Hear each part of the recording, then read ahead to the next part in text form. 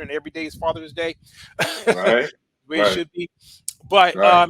just we may do a little something special, give a little bit more time because I want to make sure that I do cover everything. So we might go, even though this isn't officially an hour show, I might go maybe half an hour over or something like that because I do want to That's cover cool. some of the things that I want to do.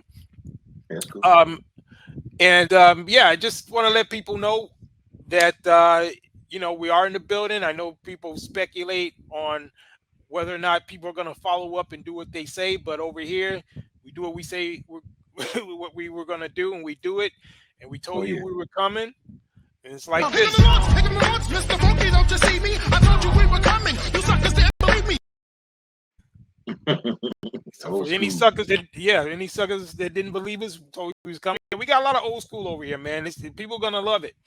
If you like that classic hip hop, you like that classic feel, those classic references, all that stuff that you got to be kind of a Gen Xer or somebody to kind of get, because it's gonna go over a lot of people's head, and you're part of the squad.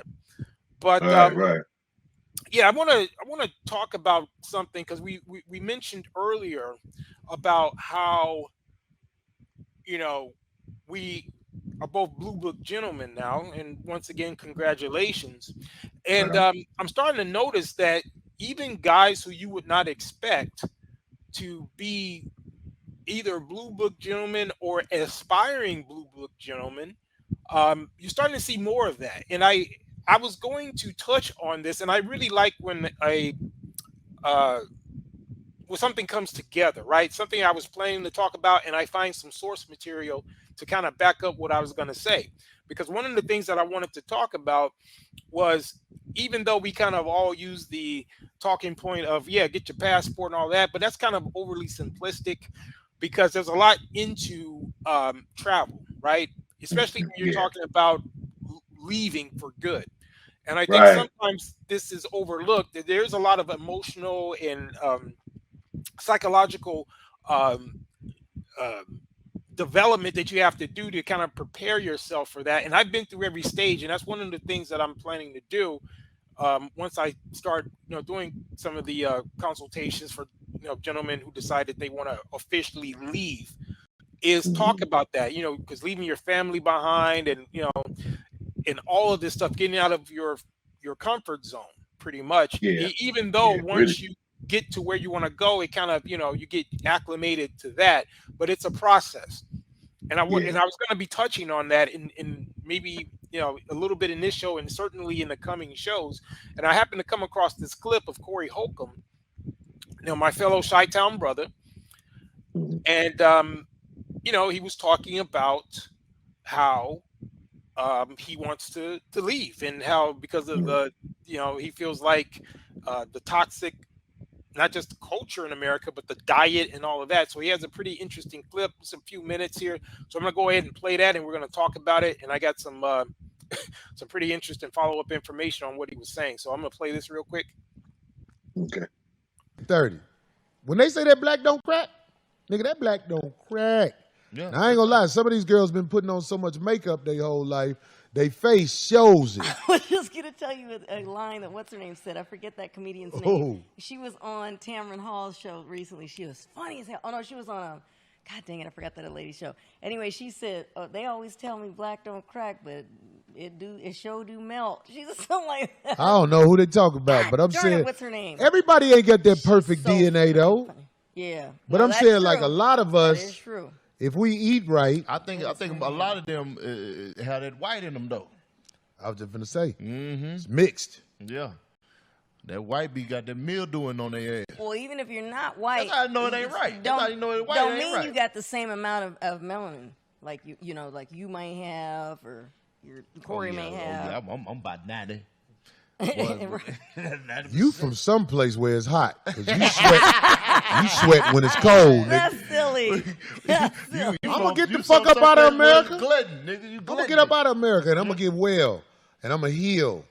I'm gonna be around nothing but motherfucking streams and. What you mean you gonna heal? You sick?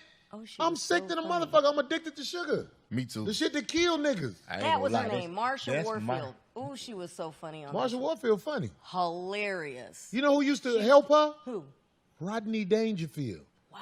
because she was That's old funny. school, yeah. Rodney Dangerfield was funny, and She he was one of fucked the with first funny ones on motherfuckers. TV, right? She was on Yeah. Night Court. Anyway, Yeah. she was hilarious. I loved her. Okay. But I'm saying, Sorry. like, I got to get up out of America and go heal.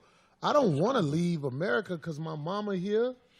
You know what I'm saying? And this is all I know, really. But I'm smart enough to understand I'm dying a lot quicker than I would if I was somewhere where I couldn't get to the Oh, poison thank you, Willen. that's accessible. He said, Like I'm I not said, cracking this- either. I am. This lady, Got wrinkles. It's like okay. I said, one day I was on the airplane and this lady was talking about they moved to, why can't I never remember this shit? Bermuda or something. Mm-hmm. And she was just saying how when she got away from America, she started crying at the airport because we was just talking. It was me and this couple. And it was like a surfer guy and his wife. She was Caucasian, but we was just talking. And then she was like, we don't eat in America no more. When we come visit, we come back to visit our family. But out there, we don't have a car. We just take the electric bikes to the market. And I'm healed because I don't eat this food anymore. Then she started crying. She said, I can see the ships in the water. I couldn't see the ships when I first moved there. And I just was like, Oh, she's damn. on her vision. Yeah, dog, you eating poison every day. I'm addicted to shit it's like, I'm not a crackhead, but I'm a sugarhead. And that's damn near, I'm that's telling you, And it'll that's check you out. I be legalized wanting crack. dessert. Yeah. But see, my Okay, so what are your comments on that? He said some pretty interesting things. Yeah. He did, man. One of the interesting things he said was he's dying. Mhm. You know, he said he got it. Yeah. He said he has to heal. You know, he has to leave. He has to leave in order to heal.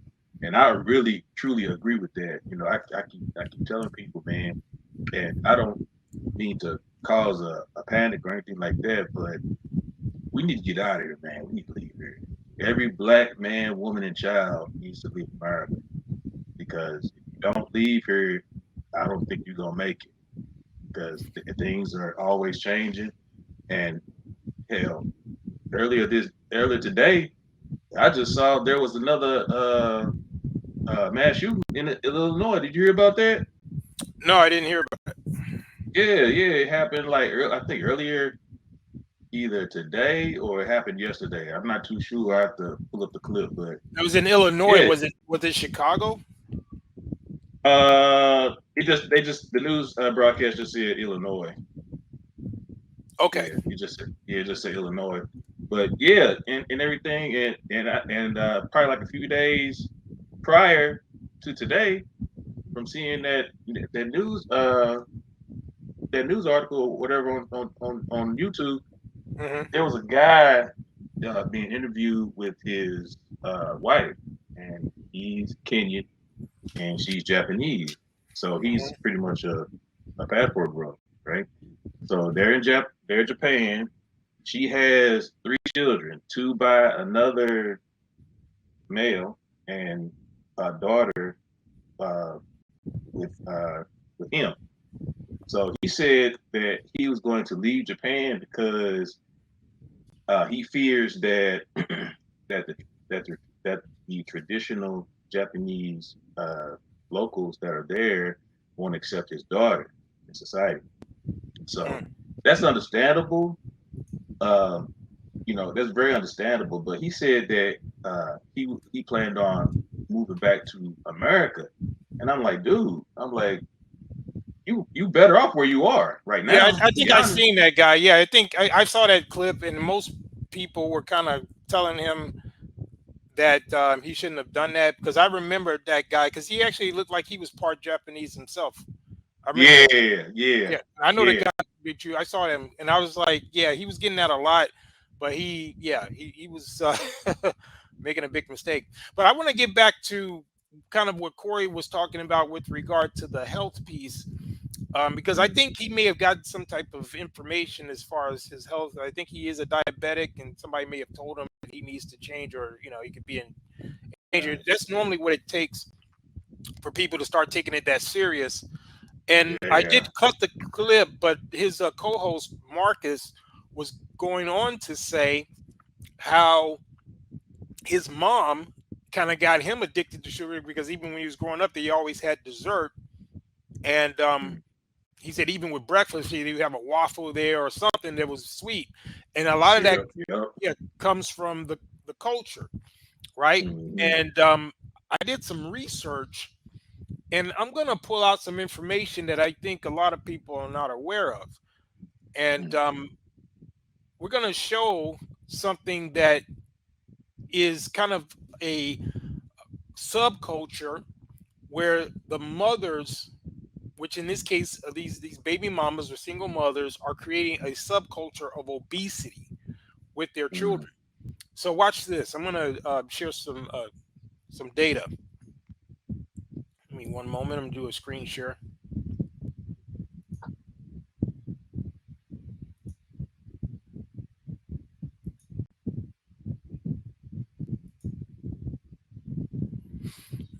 Okay, so you can see that, right? Blow up just a little bit. I can see it, but I'm not sure. Everybody see if I can zoom it in. Hold on. Just a little bit. They give me the option to zoom in. Let me see here. Yeah, it's on that. Let me go back. Well, I'll read the pertinent parts because I don't see a way to zoom it in. But I'm going to get right to some of the things that really jumped out at me when I was looking at this data. When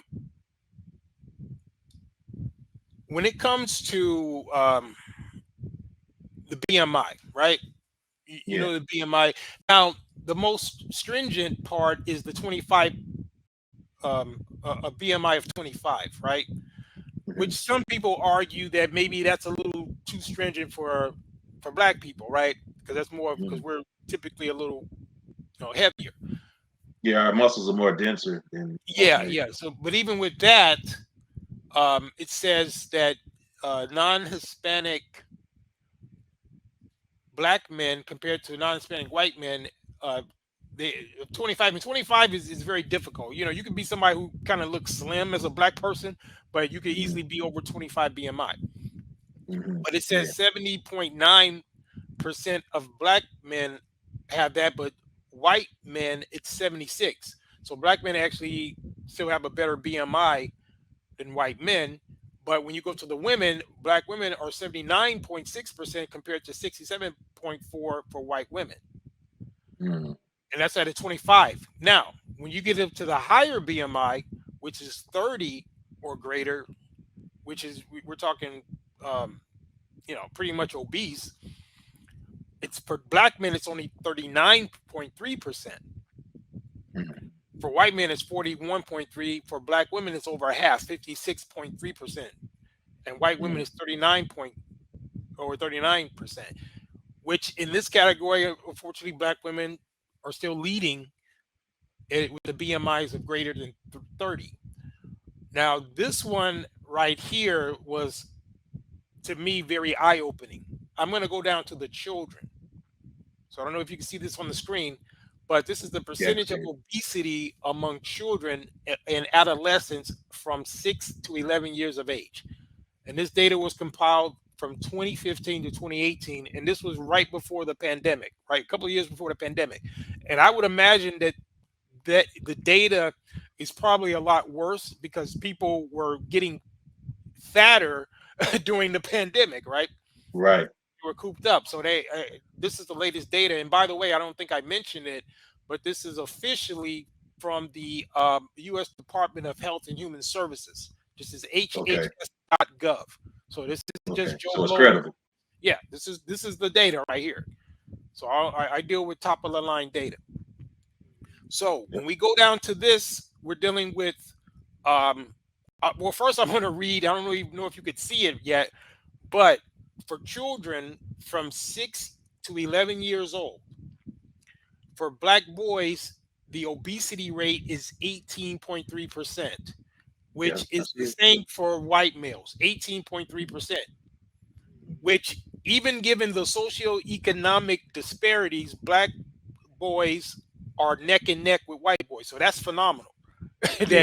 It's Yeah. still tied up. But when Yeah. it comes to the females, white women or white girls in this instance are 12.6%, black girls 27.2%. More than double. Yeah, but nearly a third of all children or black girls from the ages of 6 to 11 are this is obese. Yeah. Yeah. That is They're not even insane. teenagers yet. No, they're not even teenagers, and they already are obese. Where are they getting Out the that gate. from? Out the gate. Where are they getting that from? I think it's the food. No, specifically, who is in charge of what they're eating? Who's preparing their meals? Oh, their mothers. Yeah. Their mama. Yeah. Yeah, Yeah, the mama. so that it's a trickle down effect where you have these women who are already overweight and they're teaching their daughters to be overweight because a part of it might be that they don't want their daughters to grow up looking better than them. So they're sabotaging them. Yeah. This That's is a a shame, man. yeah, this is a devastating statistic. And for the brothers It is. who may look at this, this is another smoking gun that you get to see the damage that a lot of these baby mamas are causing in these communities, because there's no Right. way that a 6-year-old or 6 to 11-year-old needs to be obese. You're giving them a losing hand before they even get started in life. Yeah, right out the gate. Yeah. It's disgusting. Yeah. It is disgusting and it's destructive, man. Yeah, It's destructive. And then along with this obesity data, it just seems like our women got lazy, man. They don't want to cook no more. They rather just go out, get fast food, and just be done with it. And then that's even contributing to the problem even further. yeah. They So, create look, it's a subculture. And then when I started looking at this data, I came up with a description of this that I think nobody else is probably even conceptualized. And this is something that is unique. And like I said, we're different over here. yeah. And people are gonna hear stuff that they've never heard before. But I'm gonna coin a term right now that probably nobody else has ever said, and I'm gonna back up what I'm about to say.